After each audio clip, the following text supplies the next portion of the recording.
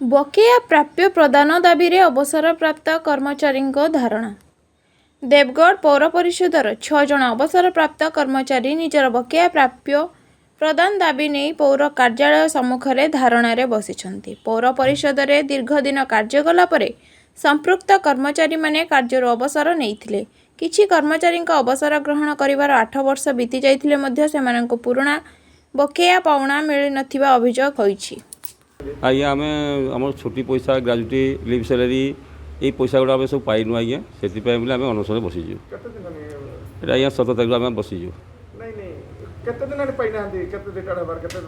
आज्ञा मोर 3 वर्ष होगा।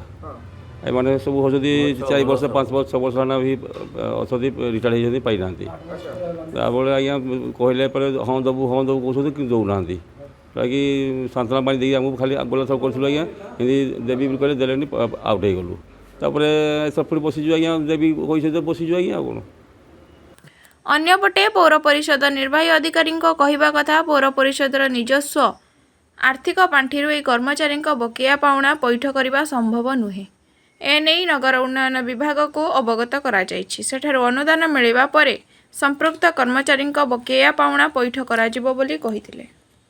तांकर एक्चुअली किसी एरियर पैसा बाकी रही जाए जोटा कि मुझे आसला फाइल देखिली समस्त car 6 lakh car 15 lakh car 10 lakh एमती अच्छी जोड़ा आम लिस्ट बन सारी आम अलरेडी एच&डी आम जो डिपार्टमेंट को आम अलरेडी इनफर्मेशन दे सारी आम एति पैसा अवेलेबल माने रिक्वायरमेंट अच्छी आप दिंतु आउ एच&डी रू भी आमको 3टा लेटर कर सारे मुझे पर्सनाली भी जाइली आमर जी म्युनिसिपालिटी जी हेड अच्छा देखा करके आसती सार डाकुआ सार कहते आम बहुत जल्दी जो आम नेक्स्ट जो फंड ग्रांट हम से आपको म्युनिसिपालिटी को आग प्रायोरिटी देबू बोले।